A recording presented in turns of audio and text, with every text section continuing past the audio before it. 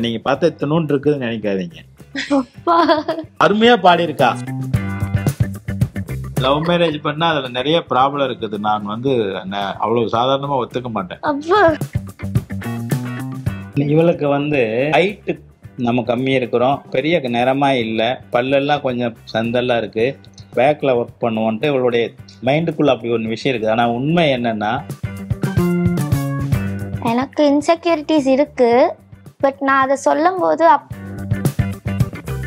எனக்கு குழந்தைகள் பெற்றுணும் அப்படிங்கிற எண்ணமே இல்லை ஃபர்ஸ்ட். ஆமா, நான் தேவனிட்டு சொன்னேன், நமக்கு எதுக்கு குழந்தை, நாம 2 பேருமே குழந்தை, உன்ன மாதிரி ஒரு பொண்ணும் என்ன மாதிரி ஒரு பையனும் வேண்டாம், நீயும் நானே போதும் அப்படின்னு தான் நான் சொன்னேன். அந்த அம்மா ஒத்துக்கவே இல்லை. குழந்தை வேணும்னு சொல்லி ஸ்ரீரங்கம் ரங்கநாதர் கோயில் அதுக்கு சாமியா வேண்டி வேண்டி குழந்தை ரெடி ஆயிடுச்சு. தேவயானி ராஜகுமாரன் அவங்களோட டாட்டர் சினிமால வராங்க அப்படின்னா பாட்டு கிளாஸு, ஏஆர் ரஹ்மான் இன்ஸ்டியூட்ல பியானோ, நமக்கு ஒண்ணுமே இல்லைன்னா கூட ரோட்ல போய் 4 வித்தை காமிச்சு நம்ம காசு சம்பாதிச்சிடுவோம். வரம் தேடும் படலம் தமிழ் மேட்ரிமோனியில் இனிதே தொடங்கட்டும். 25 ஆண்டுகளாக நம்பகமான சேவை. நானும் பிரியங்காவும் நிறைய சண்டை போடுவோம் சில்லி விஷயங்களுக்கெல்லாம். அம்மாவோடதுல எனக்கு சூரிய வம்சம், காதல் கோட்டை 2 படம். குறுமுகில்களை சிறுமுகைகளில் யார் தூவினார், மழை கொண்டு கவிதை தீட்டினார். வணக்கம். வணக்கம். முழுக்க அவங்களுடைய மகள் பத்தி பேச போறோம். இனியா பிரியங்கா இல்லையா, 2 பேர், ஒருத்தங்க மட்டும் மிஸ்ஸிங். சோ எங்களுக்கு உங்களுடைய அப்பா ஒரு பிலிம் டைரக்டராக தெரியும், அமேசிங்கான ஒரு ஹஸ்பண்டாக தெரியும். அப்பாவாக நீங்க தான் சொல்லணும், எப்படிப்பட்ட அப்பா? வெளியே டைரக்டரா இருந்தாலோ அம்மாக்கு ஹஸ்பண்டா இருந்தாலோ எங்களுக்கு அப்பா ரொம்ப நல்ல அப்பா. எங்க கூட நிறைய டைம் ஸ்பெண்ட் பண்றது சரி. எங்களுக்கு லைக் வீட்டுல இப்ப அம்மா பிஸியா இருந்தா சமைக்கிறது கூட அப்பா செய்வாரு. எங்களோட படம் பாக்குறது, வெளியே போறது எல்லாமே எங்களோட டைம் ஸ்பெண்ட் பண்ணுவாரு. அண்ட் ஜாலியான அப்பா தான். ஓகே. ஸ்ட்ரிக்ட் எல்லாம் கிடையாதா வீட்டுல யாரும்? ஸ்ட்ரிக்ட் தான், ஆனா ஸ்ட்ரிக்ட் இல்ல. என்ன இப்ப நான் எப்படி எதுல ஸ்ட்ரிக்டா இருக்கணுமோ அதுல ஸ்ட்ரிக்டா இருப்பாங்க. படிப்பு விஷயத்துல ஸ்ட்ரிக்டா இருப்பாங்க. இல்ல அம்மா அளவுக்கு அப்பா அவ்வளவு ஸ்ட்ரிக்ட் இல்ல படிப்புல. பட் படிக்கிற விஷயத்துல ஸ்ட்ரிக்ட், மிச்ச விஷயத்துல என்ஜாய் பண்ணலாம், ஃபன் பண்ணலாம். ஓகே. நீங்க பேசும்போது சொன்னீங்க வீட்டுல சினிமா பாக்குறது இந்த மாதிரி நிறைய விஷயங்கள் சேர்ந்து பண்ணுவோம் அப்படின்னு சொல்லிட்டு. அப்பாவோட திரைப்படங்கள் பார்த்தது உண்டா நீங்க? எது உங்களுக்கு ரொம்ப பிடிச்ச கிரியேஷன் அவரோட? எனக்கு நீ வருவாய் எனக்கு ரொம்ப பிடிக்கும். அம்மாவோடதுல எனக்கு சூரிய வம்சம், காதல் கோட்டை 2 படம் ரொம்ப பிடிக்கும். Beautiful sir. உங்களோடது ஒரு ஃபேமஸான ஒரு லவ் ஸ்டோரி அப்படின்னே சொல்லலாம் சார். உங்களுடைய லவ் ஸ்டோரி உங்களுடைய மகள்களுக்கு தெரியுமா? உலகத்திலேயே உண்மையிலேயே தெரிஞ்சுக்க வேண்டிய விஷயம், தன்னுடைய தாய் தந்தையர்கள் எப்படி இருந்தாங்க, எப்படி ஸ்டார்ட் பண்ணாங்க, எங்க இருக்கிறாங்க, அவங்களுடைய இன்ச் பை இன்ச் ஒரு குழந்தை தெரிஞ்சுக்கிட்டா அதுக்கு மேல தெரிஞ்சுக்கிறதுக்கு உலகத்துல எதுவுமே இல்லை. ஆனா எந்த குழந்தைங்களும் அதை தெரிஞ்சுக்க மாட்டாங்க. டீச்சர்ஸ் சொல்றத முழுசா தெரிஞ்சுக்க முயற்சி பண்ணுவாங்க, அப்பா அம்மா சொல்றத முழுசா தெரிஞ்சுக்கவே கூடாதுன்னு முயற்சி பண்ணுவாங்க. இதுதான் விஷயம். சார் அப்ப நான் இந்த கேள்வி கேட்டா கரெக்டாக இருக்கும்னு நினைக்கிறேன். நீலவானம் சாங்ல ஒரு லைன் வரும் சார், என்னை போல ஒரு பெண் குழந்தையும் உன்னை போல ஒரு ஆண் குழந்தையும் அப்படின்னு சொல்லிட்டு. உங்களுடைய லவ் ஸ்டோரி எல்லாருக்குமே தெரியும். நீங்க லவ் பண்ணிட்டு இருந்த காலகட்டத்துல கிட்ஸை பத்தி பேசினதுனா இந்த மாதிரி ஆசைகள் உங்களுக்கு இருந்தது? உங்களுக்கும் சரி மேமுக்கும் சரி. இப்போ விண்ணுக்கும் மண்ணுக்கும்னு ஒரு படம் என்கிட்ட இருக்குது.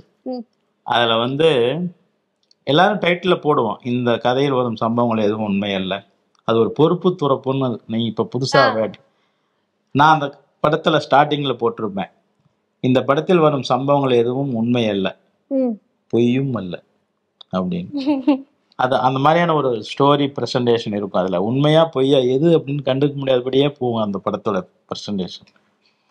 அது மாதிரி எனக்கு குழந்தைகள் உருவாக்கிக்கணும், குழந்தைகள் பெற்றுணும் அப்படிங்கிற எண்ணமே இல்லை ஃபர்ஸ்ட். ஆமா ஆமா ஏன் நான் இதெல்லாம் இந்த ஒன்றை சொல்லி இருக்கிறேன், அது ரொம்ப முறைக்கும்.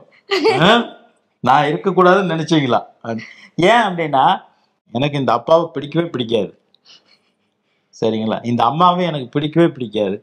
ஏன்னா இந்த மோசமான உலகத்துல என்ன ஒரு தைரியத்துல என்ன கொண்டு வந்தீங்க, நான் எப்படி போராடுவேன், எப்படி கஷ்டப்படுவேன்னு உங்களுக்கு கொஞ்சம் கூட ஃபீலிங்ஸ் இல்லையா? உண்மைதானே நான் சொல்றேன். இந்த இப்போ சாதாரணமா அது கிராமமோ வில்லேஜோ அங்க வாழ்றது எவ்வளவு பெரிய போராட்டமா இருக்குது. இதுல நம்ம ஒரு குழந்தைய கொண்டு வந்து அவனையும் போராட வைக்கணும்னு நினைச்சா இந்த 2 பேரும் எனக்கு பிடிக்கவே பிடிக்கல. என்ன இப்படி ஒரு பதில் நான் எதிர்பார்க்கல, என்ன ரியாக்ட் பண்றதுன்னு தெரியல சார். அதுதான் சொல் நிஜம். அதனால இன்னொரு குழந்தைங்க வந்து கஷ்டப்பட்டுட கூடாதுங்கிறதுக்காக நான் தேவனிட்டு சொன்னேன், நமக்கு எதுக்கு குழந்தை, நாம 2 பேருமே குழந்தை. உன்ன மாதிரி ஒரு பொண்ணும், நீங்க கேட்ட கேள்விக்கு வந்துட்டேன், உன்ன மாதிரி ஒரு பொண்ணும் என்ன மாதிரி ஒரு பையனும் வேண்டாம், நீயும் நானே போதும் அப்படின்னு தான் நான் சொன்னேன். அந்த அம்மா ஒத்துக்கவே இல்லை. கடைசியில 1க்கு 2 அதுவும் விகடனுடைய கோலங்கள்லயே 2 புள்ளிகள் வச்சு பெரிய பெரிய கோலம் போட்டு இப்ப வந்து அந்த கோலங்களோட உட்காந்து இன்டர்வியூ கொடுத்துட்டு இருக்கோம். On a very serious note sir, நம்ம குழந்தைகள் வேணாம் அப்படின்னு நீங்க முடிவு எடுத்தீங்க, ஆனா குழந்தைகள் வந்துருச்சு. ஸோ அந்த டெலிவரி டைம் அப்படிங்கிற ஒரு விஷயம் இருக்குல்ல, ஃபார் ஆல் த ஹஸ்பண்ட்ஸ் அந்த டைம்ல ஒரு மாற்றம் இருக்கும். அது வந்து கேரக்டராக இருக்கலாம், இல்ல நம்ம யோசிக்கிற விஷயங்களாக இருக்கலாம், சுத்தி இருக்கக்கூடிய விஷயங்களா இருக்கலாம். ஏதோ ஒரு மாற்றம் நமக்குள்ள இன்டெப்தாக நம்மளால ஃபீல் பண்ண முடியும். அந்த டெலிவரி டைம் உங்களுக்கு எப்படி அமைஞ்சது? நீங்க அவங்க கூட இருந்தீங்களா? ஆமாமா, அந்த டெலிவரி டைம் என்ன சார் எங்களால மறக்க முடியாது, யாராலையும் மறக்க முடியாது. அதாவது இந்த குழந்தை வந்து இனியா, இந்த அம்மா வந்து குழந்தை வேணும்னு சொல்லி ஸ்ரீரங்கம் கோயில் இருக்குது பாருங்க, ரங்கநாதர் கோயில், அதுக்கு சாமியா வேண்டி வேண்டி சரின்னு சொல்லி குழந்தை ரெடி ஆயிடுச்சு. பிறக்கிறது குழந்தைக்கு வந்து எப்படி பார்த்தாலும் பிப்ரவரியில எண்டில் தான் ஒரு டேட்டு பிறக்கிறது, சரிங்களா? பிப்ரவரிக்கு அப்புறம் மார்ச் பிகினிங்ல அந்த மாதிரி தான் டேட்டு. இந்த குழந்தை நடுராத்திரி 11 மணிக்கு பிரச்சனை பண்ணி வயிற்றுல, உடனே நாங்கள் ஹாஸ்பிட்டல் போய் கரெக்டாக 12:05 மிட் நைட் 12:05 நீங்க யோசிச்சு பாருங்க எப்படி நம்ம மறக்க. அன்னைக்கு வைகுண்ட ஏகாதசி, சொர்க்கவாசல் திறக்கிறாங்க 12:05, அந்த நேரத்துக்கு பிறந்துருச்சு. ரங்கநாதரை கும்பிட்டு பெற்றதுனால அப்படி பிறந்துருச்சு. ஆக வைகுண்ட ஏகாதசி அன்னைக்கு ராத்திரி 12:05, 12க்கு கூட இல்லை, கிருஷ்ணன் கூட 12 மணிக்கு நேரடியா பிறந்துட்டாரு. இது 5 வினாடி தள்ளி 12:05க்கு பிறந்துருச்சு. அப்படி அதனால நம்ம வந்து ஆஸ்பத்திரியில சிசேரியன் பண்ணி 48 டேஸ் முன்னாடி, ப்ரீமெச்சூர் பேபி 48 டேஸ் முன்னாடி பிறந்துருச்சு. ஓ, நான் ஒரு மண்டலம் முன்னாடியே வந்து நமக்கு பிரச்சனை பண்ணி போடுது. அதனால நம்ம இந்த குழந்தைய டெலிவரி டைம் மறக்கவே முடியாது. நான் கூட இந்த டெலிவரி டைம் கேட்கும் போது சில அப்பாமார்கள்லாம் வந்து எமோஷனல் ஆயிடுவாங்க, அப்படியே குழந்தைய வாங்கின தருணம் இப்படிலாம் சொல்லுவாங்கன்னு நினைச்சேன் சார். அங்க ஒரு தருணம் இருந்தது, ஹாஸ்பிட்டல்ல இருந்தோம். நம்ம நெய்பர் பக்கத்து வீட்டுக்காரர் ஒரு ஒய்ஃபும் ஹஸ்பண்டும் வந்துட்டாங்க கூட. 2 பேர் 3 பேர். எங்களுக்கு நாங்கள் சின்ன ஆளுங்க தானே, ரொம்ப நாங்களே கிட்டத்தட்ட குழந்தைகள் மாதிரி தான் இருந்தோம். எங்களுக்கு கொஞ்சம் சப்போர்ட்டிங் எதுவும் தெரியாது. அதனால அவங்க வந்துட்டாங்க, ஒரு ஹஸ்பண்ட் ஒய்ஃபு கூட இருந்தாங்க. இந்த மாதிரி உட்காந்துருந்தோம். அந்த அம்மா டெலிவரி ரூமுக்கு எடுத்துகிட்டு போயிருந்தாங்க. ஏதோ ஒரு சத்தங்க, ஏதோ ஒரு குழந்தை அழுவுது சார் எங்கேயோ அப்படின்னு சொன்னேன். அது உங்க குழந்தை தான் சார். ஏன்னா அவங்க எக்ஸ்பீரியன்ஸ், அவங்களுக்கு தெரியும். அந்த நேரத்துக்கு வேற எந்த குழந்தை அழப்போகுது ஆஸ்பத்திரியில, எனக்கு தெரியவே இல்லை. எங்கேயோ ஒரு குழந்தை அழுவுற மாதிரி சத்தம் கேட்குது சார் அப்படின்னா, அவர் அது உங்க குழந்தை தான் சார், உள்ளதான் அழுவுது. நீங்க ஏதாவது ஒரு மொமெண்ட்ல வந்து ஃபீல் பண்ணிருப்பீங்க, நான் ஒரு பெஸ்ட் ஃபாதராக ஃபீல் பண்றப்ப இந்த மாதிரி விஷயங்கள்லாம் என் பொண்ணுக்கு நான் கரெக்டா பண்ணிருக்கேன் அப்படிங்கிற மாதிரி உணர்ந்த தருணம் பாருங்க. அவங்க கூட கியூரியஸா இருக்காங்க, என்னவாக இருக்கும் அப்படின்னு. நீங்க போயிட்டு பெஸ்ட் ஃபாதரா இருக்க சொல்லு, நான் என் வேலைகளை கரெக்டா செய்யறேன், நான் வந்து ஆமா சரிங்களா, நான் எனக்கு என்ன வேணுமோ அதை நான் சரியா செய்யறேன், 100% செய்யறேன். மற்றபடி பெஸ்ட் ஃபாதரா இருக்கிறதுக்காகலாம் நான் எந்த பிரயத்தனம் பண்ணல. நான் ஒருவேளை நான் பண்றது எல்லாமே அப்படிதான் இருக்குமோ என்னவோ, என் வேலையை நான் கரெக்டா செய்யறேன். இன்னெந்த விஷயங்கள்ல என் மகள் என்ன மாதிரியே, இன்னெந்த விஷயங்கள்ல என் மகள் வந்து அம்மாவை போலவே அப்படின்னு இனியா அவர்களுக்கும் பிரியங்கா அவர்களுக்கும் தனித்து நீங்க சொல்லணும். ஜோக்ஸ புரிஞ்சுக்கிறதுல என் மகள் என்ன மாதிரியே, அந்த உடனே புரிஞ்சுக்கிறா, உடனே சிரிச்சுக்கிறா. அப்ப ஃபர்ஸ்ட் இனியா சார்ஜ் எடுத்துப்போம். உங்களை மாதிரி இருக்கக்கூடிய குவாலிட்டிஸ் சொல்லுங்க, நான் ஃபீல் பண்ணிக்கிறேன். இனியாக்கா ஆமா, புத்திசாலியா இருக்கிறா, புரிஞ்சுக்கிறா, கிரியேஷன் பண்றா, படங்கள் புரியுது, லைஃப்பை டாக்டிக்ஸலாக எடுத்துட்டு போறா, அவளை தன்னைத்தானே டிசைன் பண்ணிக்கிறா, ஒரு நிகழ்ச்சிகளை எதிர்கொள்றா, எதுலிருந்தும் பின்வாங்கிறது கிடையாது, எதா இருந்தாலும் பார்ட்டிசிபேட் பண்றா, என்ன சொல்லி கொடுத்தாலும் கத்துக்கிறா, பயங்கரமா எல்லாமே பண்ணிட்டு இருக்கிறா. அதனால அவ எல்லாமே என்ன மாதிரி ஓகே ஸ்போர்ட்டிவா இருக்கிறா. சார் பார்த்து சார் ஃபுல் குவாலிட்டிஸ் உங்க சைடு வந்துருச்சு. அப்ப அம்மாவை போலனா என்னென்ன குவாலிட்டி சொல்லுவீங்க? அம்மாவை போலவா? என் தேவயானி மாதிரி இனியா கட்டியா? ஓ அப்படியே சொல்லணுமா? ஆமா. எதுவுமே இல்ல. என்ன சார் வெளிப்படையா சொல்லிட்டீங்க? வீடியோ அவங்களுக்கும் போகும் சார். ஒரு விஷயம் கூட தேவயானி மாதிரி நம்ம இவங்க இனியா கிட்ட நான் பார்க்கல. பிரியங்காட்ட சார்? பிரியங்கா கிட்ட நிறைய அம்மாவோட விஷயங்கள் இருக்கு. அம்மா மாதிரியே அழகா இருக்கணும், அம்மா மாதிரி எக்ஸசைஸ் பண்ணணும், அம்மா மாதிரி சாப்பிடணும், அம்மா மாதிரி ட்ரெஸ் பண்ணணும், அம்மா மாதிரி பெரிய ஸ்டார் ஆயிடணும். இது எல்லாமே பிரியங்கா கிட்ட இருக்குது. எல்லாமே ஆல்மோஸ்ட் எல்லாமே பிரியங்காவோட ஸ்டைல் விஷயங்கள் எல்லாமே அம்மா கூட. போட்டோவுக்கு நம்ம இருக்கிறோம், பிரியங்கா இல்லை. அது அந்த அம்மாவோட ஸ்டைல். அம்மாவை தானே நம்ம பிடிக்க முடியாது சீக்கிரம். அவங்க டேட்ஸ் வாங்கணும், போட்டோ எடுக்கணும்னா அவ்வளோ பிரச்சனை அதெல்லாம் இருக்கு. அதனால அந்த மாதிரி குவாலிட்டிஸ்லாம் அதெல்லாம் பிரியங்காவோட அம்மாவோட ஸ்டைல் எல்லாமே பிரியங்கா கிட்ட. ஒட்டுமொத்தமா பிரியங்கானா தேவயானி மேம், இனியானா நீங்கன்னு வச்சுக்கலாமா? ராஜகுமாரன். சார் யூஸ்வலா இந்த டீனேஜ் காலகட்டம் அப்படிங்கிறது ரொம்ப குரூஷியலான ஒரு காலகட்டம் அப்படின்னு சொல்லலாம். இப்ப நீங்க வந்து நாட் சோ யூஷுவல் டேடுங்கிற மாதிரி நான் கன்சிடர் பண்ணிக்கிறேன். பயங்கர ஊபர் கூலாக இருக்கீங்க. மகளை போல ஜென்சி கிட்ட போல நீங்க வந்து அட்ராஷியஸாக பல விஷயங்களை சொல்லிட்டு இருக்கீங்க. நீங்க அந்த டீனேஜ் பருவத்தை எப்படி ஹேண்டில் பண்றீங்க? டீனேஜ் அவங்க அந்த வயசுல இருக்காங்க அப்படிங்கறக்காக உங்களை நீங்க மாத்திட்ட விஷயங்கள் இல்ல அவங்கள வந்து நீங்க இந்த மாதிரி பண்ணுங்க அந்த மாதிரி பண்ணுங்க ஏதாவது கைட் பண்றதோட இல்ல அதை எப்படி சார் ஹேண்டில் பண்றீங்க இன் ஜெனரல்? டீனேஜ் நாங்க டீனேஜ்ல இருக்கறனால நீயே சொல்லிக்கிறியா பதில்? இல்ல நான் இருக்குன்னா நீ சொல்லிடு.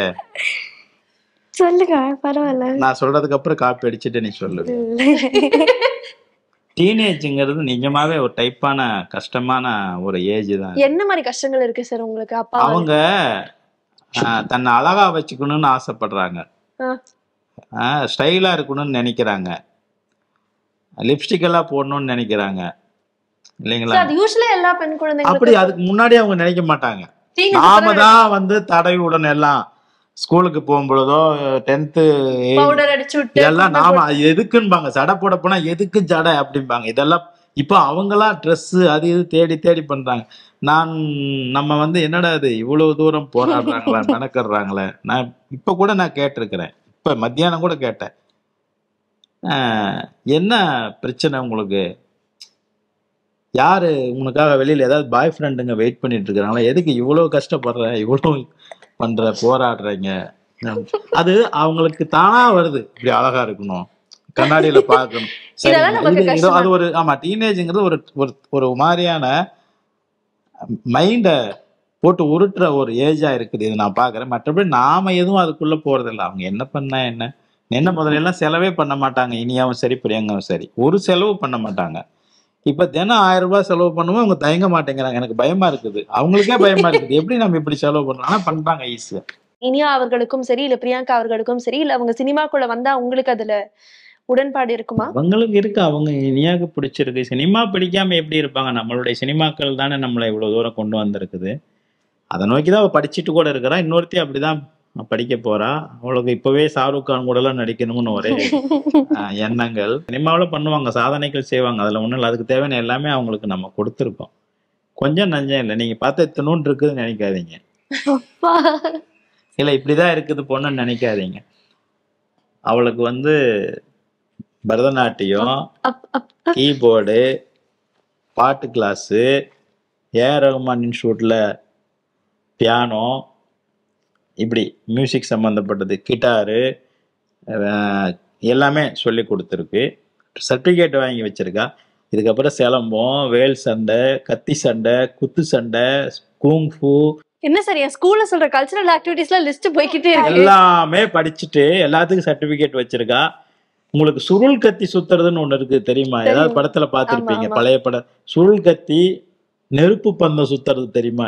எல்லாமே ஒரு சர்க்கஸ் நடத்துறதுக்கு தேவையான நமக்கு ஒண்ணுமே இல்லைன்னா கூட ரோட்ல போய் 4 வித்தை காமிச்சு நம்ம காசு சம்பாரிச்சிருவோம்.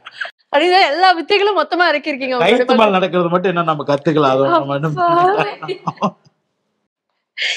நீங்க வந்து பாடுவீங்க அப்படின்னு சொல்லிருக்காங்க. சிங்கிங் அருமையா பாடி இருக்கா.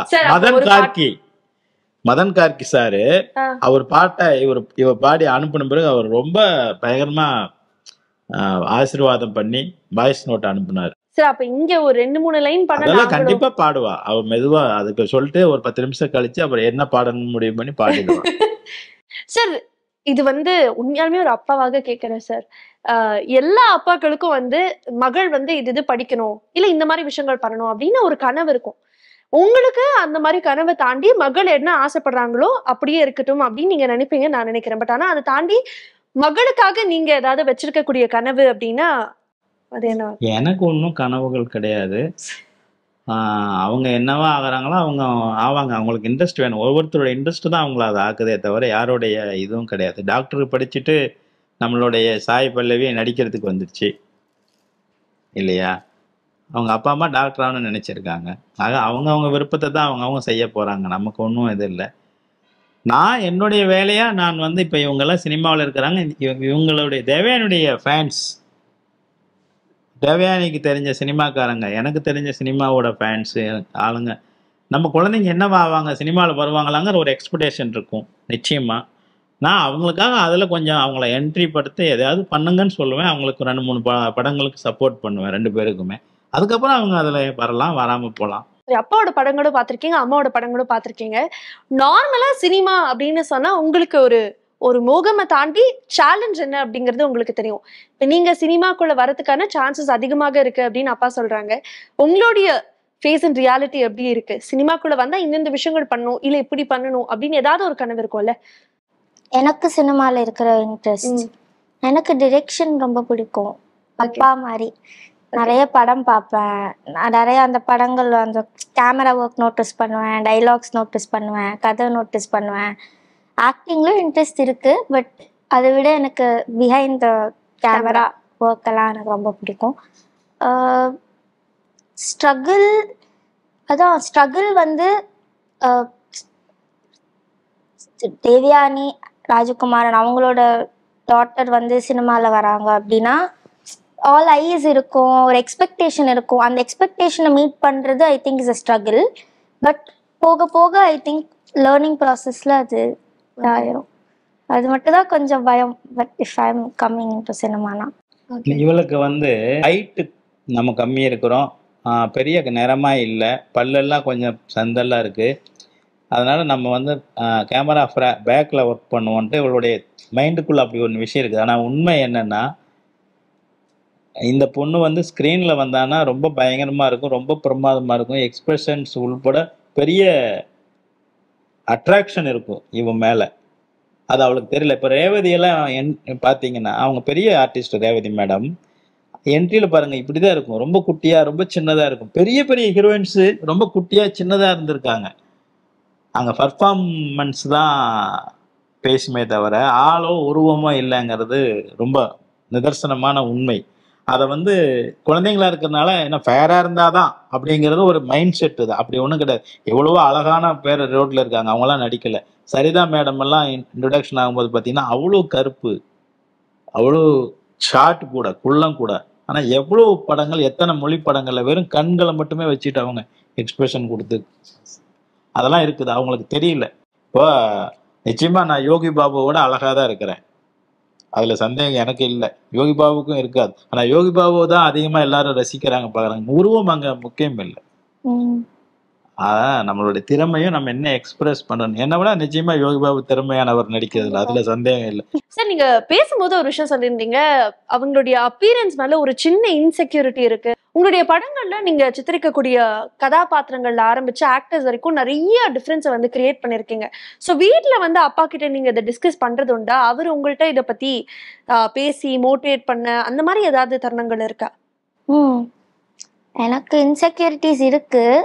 பட் நான் அதை சொல்லும் போது அப்பா எப்போவுமே இப்போ சொன்ன மாதிரி ரேவதி மேம் எக்ஸாம்பிளாவோ இல்லை சரிதா மேம் எக்ஸாம்பிளாவோ சொல்லி, நீ வந்து லைக் கான்ஃபிடென்ஸ் இன்னும் கெயின் பண்ணு, உன்னோட அப்பியரன்ஸ் மேலே ஃபோக்கஸ் பண்ணாமல் உன் டேலண்ட்டை எக்ஸிபிட் பண்ணு. ஸோ அப்படி என்னை நிறைய மோட்டிவேட் பண்ணி என்கரேஜ் பண்ணுவார். ஓகே சார், வீட்டில் வந்து நார்மலாக அந்த சிப்ளிங்ஸ் இருந்தாலே சண்டைகள் அப்படிங்கிறது அதிகமாக இருக்கும். உங்களுக்கு வேற 2 டாட்டர்ஸ், 2 பேருக்கும் வரக்கூடிய சண்டைகள். இதுல வந்து நீங்க வந்து அவளுக்கு சப்போர்ட் பண்றீங்க, அம்மா வந்து இவங்களுக்கு சப்போர்ட் பண்றாங்க, இந்த மாதிரியே நிறைய சண்டைகள் வரும். ஏன்னா என் வீட்லயும் சிஸ்டர் இருக்காங்க. எப்படி சார் நடக்கும் இந்த வீட்டுல சண்டை? என் வீட்டை பொறுத்த வரைக்கும் தேவயானி ஒரு அம்மா, இனியா பிரியங்கா 2 பொண்ணு, 3 பொண்ணுங்க மொத்தம். வீட்டுல ஒரு நாய் இருக்குதா நீ, அதுவும் பொண்ணு. 4 வீட்டை சுத்தம் பண்ண ஒரு வேலைக்கார அம்மா வராங்க, அது பேர் கற்பகம், அதுவும் பொண்ணு. கோலம் போட ஒரு அம்மா வராங்க, அது பேர் ஒண்ணு, அதுவும் பொண்ணு. இந்த வீட்டுல ஒரு ஃபுல்லா பொண்ணுங்க தான் இருக்காங்க எல்லாமே, ஒரே ஆண் அப்படின்னு. நீங்க தான் மாட்டிருக்கீங்க அப்போ. இல்ல, அவ்வளவு பேர் வச்சுட்டு இங்க வந்து நான் முதல்லயே சொல்லிட்டேன், இந்த சம்பவங்கள் எதுவும் உண்மை அல்ல, பொய்யும் அல்ல. இங்க வந்து சண்டைங்கிறது தினசரி ஒரு 8 ஒரு படத்துக்கு 6 சண்டை 5 சண்டைகள் எல்லாம் இருந்தா நாங்க உடனே படத்துக்கு போயிடும். 6 சண்டை இருக்குதாம்டா, 5 சண்டை. இந்த வீட்டுக்குள்ள வந்து தினமும் மணிக்கு ஒரு சண்டை இருக்கும், நடந்துகிட்டே இருக்கும். நான் அதுக்குள்ள போறதும் இல்லை வரதும் இல்லை, ஏன்னா நான் நிறைய சண்டை படம் பார்த்துட்டேன். அதனால நீங்க அதுல தலையிடவே மாட்டீங்க. சண்டைகள் நடந்துகிட்டே இருக்கும். ஓகே. உங்களுக்கு வந்து நீங்களும் உங்களுடைய சிஸ்டரும் வந்து சண்டை போடும்போது அப்பா வந்து உங்க சிஸ்டருக்கு சப்போர்ட் பண்ணியோ இல்ல அம்மா வந்து அவங்களுக்கு சப்போர்ட் பண்ணியோ இந்த மாதிரி ஏதாவது டிஃபரன்ஸ் ஆஃப் ஒப்பீனியன்ல இன்னும் கோவம் வந்து பிளாஸ்டா இருக்கீங்களா? பிளாஸ்ட் நானும் பிரியங்காவும் நிறைய சண்டை போடுவோம் சில்லி விஷயங்களுக்கெல்லாம். நாங்க வந்து கொஞ்சம் கத்தி கத்தி பேசுறது வந்து அம்மா அப்பா கத்தக்கூடாது, எது கத்துற அப்படி சவுண்ட் போட்டு பேசக்கூடாது. ஒரு டைனிங் டேபிள்ல உட்காந்து அந்த பக்கம் இந்த பக்கம் உட்காந்துட்டு ஏங்க நான் வந்து போய் சொல்லுவேன், ஒரு நிமிஷம், அதுதானே இதுதானே, அவளுக்கு கேக்குதான்னு பாரு, கேக்குது தானே, அப்புறம் எதுக்கு அதானே இதானேன்னு பேசணும் அப்படின்னு சொல்லுவேன். சார் நீங்க லவ் மேரேஜ், இவங்க லவ் மேரேஜ் பண்ணா உங்களுக்கு ஓகே சார்? மேரேஜ் பண்ணா ஓகே தான், லவ் மேரேஜ் பண்ணா அதுல நிறைய ப்ராப்ளம் இருக்குது. நான் வந்து அவ்வளவு சாதாரணமா ஒத்துக்க மாட்டேன். ஆமா, அது உங்களுடைய நலத்துக்காக அவர் சொல்றாரு, நீங்க அவுட் ஆஃப் ஹிஸ் எக்ஸ்பீரியன்ஸ். முதல்ல ஆமா பொண்ணுங்களா போயிட்டாங்க, சரி மேரேஜ் பண்ணி தான் ஆகணும், பசங்களா இருந்தா நோ மேரேஜ்னு கூட சொல்லியிருக்கேன். இப்ப வேற வழி இல்ல அப்படிங்கறனால. ஆமா. ஓகே. சோ ஃபைனலி அவங்க வந்து பாட்டு பாடுறதா நமக்கு வந்து ஒரு ப்ராமிஸ் கொடுத்திருந்தாங்க. இப்ப அந்த ப்ராமிஸ் வந்து நீங்க நிறைவேற்றணும். எங்களுக்காக 2 வரிகள் ப்ளீஸ். அந்த மதன் கார்கி பாட்டே பாடுங்க, அதுவே ரொம்ப நல்ல வரிகள் இருந்தது. ஸோ மதன் கார்கி சார் தான் வந்து லிரிக்ஸ் எழுதியிருந்தாரு. ஸோ அது அவர் அப்ரிஷியேட் பண்ணாரு என்ன ரொம்ப. ஸோ அது 2 லைன் பாடுறேன். அஃப்கோர்ஸ். குறுமுகில்களை சிறுமுகைகளில் யார் தூவினார், மழை கொண்டு கவிதை தீட்டினார், இளம் பிறையினை இதழிடையினில் யார் சூட்டினார், சிரித்திடும் சிலையை காட்டினார், எறும்புகள் சுமந்து போகுதே சர்க்கரை பாறை ஒன்றினை, இருதயம் சுமந்து போகுதே இனிக்கிற காதல் ஒன்றினை, என் சின்ன நெஞ்சின் மீது இன்பமார் ஏற்றி வைத்ததார். ஆஹா, தேங்க்யூ. உண்மையாலுமே உங்களுக்கு ரொம்ப ஸ்வீட்டான வோக்கல்ஸ் இருக்கு. I think you should give it a shot. சீக்கிரமாக உங்களுடைய பாடல் வந்து கேட்கறதுக்காக நாங்க காத்துக்கிட்டே இருக்கோம். So finally you know what the question is, உங்களுடைய டிரெக்ஷன் நாங்க ரொம்பவே மிஸ் பண்ணிக்கிட்டு இருக்கோம். அதுக்கான வாய்ப்புகள் இருக்கா? I'm coming straight to the point. நம்ம படங்கள் எடுத்த பொழுது 40 படங்கள் வரும் வருஷத்துல. என்னென்ன படம் யார் யார் எடுக்கிறா, எங்கெங்க ஆரம்பிச்சிருக்காங்க அதெல்லாம் தெரியும். இப்போ வந்து வருஷத்துக்கு 400-500 படங்கள் வருது. வரதே ரொம்ப கம்மி. வந்துச்சா இல்லையான்னு தெரியல. கரெக்டாக சொல்லணும்னா படங்கள் பார்க்குறவங்களை விட எடுக்கிறவங்க அதிகமாயிட்டாங்க. சரிங்களா? அதனால் இதில் நம்ம போய் இப்போது அவ்வளோ பெரிய கூட்டத்தில் நம்ம உளுந்து எந்திரிச்சு மேலே வர்றதுங்கிறது ரொம்ப கடினமான விஷயம். இப்போ நான் பண்ணால் தனியாக தெரியும், அது வேறு விஷயம். அப்படி யாரும் பார்க்குறதுக்கு அலைமோதி கொண்டு வருவாங்கன்னெல்லாம் சொல்ல முடியாது. அது ஒரு சில டைரக்டர்களுக்கு, ஒரு சில ஆர்டிஸ்ட்டுங்களுக்கு மட்டும்தான் படமே பார்க்க வருவாங்க. இல்லைன்னா நம்ம இப்போ புதுசாக பண்ணுறவங்களுக்கு அது ஒரு எக்ஸ்பெரிமெண்ட் அவங்க பண்ணுவாங்க. நம்ம ஒரு படம் பண்ணுறோம்ட்டு ஒரு விசிட்டிங் கார்டு மாதிரி. நமக்கு விசிட்டிங் கார்டே நான் இது வரைக்கும் போட்டதில்லை. ஏன்னா படங்களே நமக்கு விசிட்டிங் கார்டு ஆகிடுச்சு, நம்ம பெருசாக தெரிஞ்சிருக்கிறோம். அதனால் இது எடுத்து பார்த்து நம்ம ஒரு ஆர்வத்தில் இதெல்லாம் ஒன்றும் இல்லை. அந்த விஷயம், அந்த பிஸ்னஸ், அந்த ரீச்சிங் கரெக்டாக இருக்கிற பட்சத்தில் நம்ம அதை பண்ணணும். இல்லைன்னா சும்மா எதுக்கு பண்ணணும் அப்படிதான். அதனால நம்ம அப்படியே பேசாமல் இருக்கிறோம். ஆமாம். ஏன்னா படங்கள் இப்போ என்ன படம் வந்துச்சு, இப்போ ஒரு படம் எங்கள் படம் ரிலீஸ் ஆயிருக்குன்னு எடுத்தவங்க சொன்னால் தான் நமக்கே தெரியுது. அந்த மாதிரி எல்லாம் இருக்குது. அதே எடுத்தவர் தியேட்டருக்கு நம்ம படத்துக்கு வாங்க போலான்ட்டு போலான்னா அன்னைக்கு அந்த ஷோவே இல்லை, அடுத்த நாளைக்கு சார் உங்கள் ஷோ இல்லைன்றான், அடுத்த ஷோ சார் இந்த ஷோ இல்லைன்றான். அப்படியெல்லாம் என் முதல்ல கிடையாது. ஒரு படம் நம்ம திரையரங்கில் போச்சுன்னா 4 வீக்ஸ் கண்டிப்பாக தேட்டருக்காரங்க அந்த படத்தை ஓட்டணும். தேட்டர்லேருந்து படத்தை எடுக்கிறதுக்கு டிஸ்ட்ரிபியூட்டர் லெட்டர் கொடுக்கணும். தேட்டரில் நீ எடுத்துக்கலாம் அப்படின்னு 4 வீக்ஸ்க்கு முன்னாடி எடுக்கணும் அப்படின்னா. டிஸ்ட்ரிபியூட்டர் லெட்டர் கொடுக்கணும்னா ப்ரொடியூசர் கிட்ட லெட்டர் வாங்கணும் டிஸ்ட்ரிபியூட்டர். என் வீட்டில் வந்து வெயிட் பண்ணுவார் டிஸ்ட்ரிபியூட்டர். சார் படம் 3 வாரம் ஆயிடுச்சு, இதுக்கு மேலே கூட்டம் இல்லை, ஒரு புது படம் வருது, நான் போட்டுக்கிறேன் சார், ப்ளீஸ் சார் லெட்டர் கொடுங்க சார் எடுத்துக்க சொல்லி. நான் சொல்லுவேன் 6 தேட்டரில் ஓடுது இல்லை, 3 தேட்டரில் எடுத்துக்க கொடுப்பேன். 3 தேட்டரில் ஓடும் 4 வீக்ஸு. நம்மகிட்ட ரைட்ஸ் இருந்தது. இப்போ ப்ரொடியூசருக்கே தெரியல நம்ம ஷோ தான் ஓடுதா வேற செம ஓடுதான்ட்டு. அந்த மாதிரி நிலைமை ஆகி போயிருக்கிறது. என்ன இதில் இருக்கு, மீடியா ரொம்ப பெருசாயிடுச்சு. அதில் நம்ம வந்து நியாயமில்லாத தொழிலுக்குள்ள மாட்டிக்கிட்டு இருக்கிறோம், அவ்வளோதான். Okay, so you going with flow அப்படின்னு சொல்லலாம் இல்லையா? ஆமா. Okay, so but anyways it is a great conversation. மகன் மகளுக்கு வரன் தேடுறீங்களா? கவலைய விடுங்க. உங்களுக்காகவே நம்பகமான வரன் பார்க்கும் சேவையை 25 ஆண்டுகளுக்கும் மேலாக செய்து வருகிறது தமிழ் மேட்ரிமோனி. இப்பவே ரெஜிஸ்டர் பண்ணுங்க.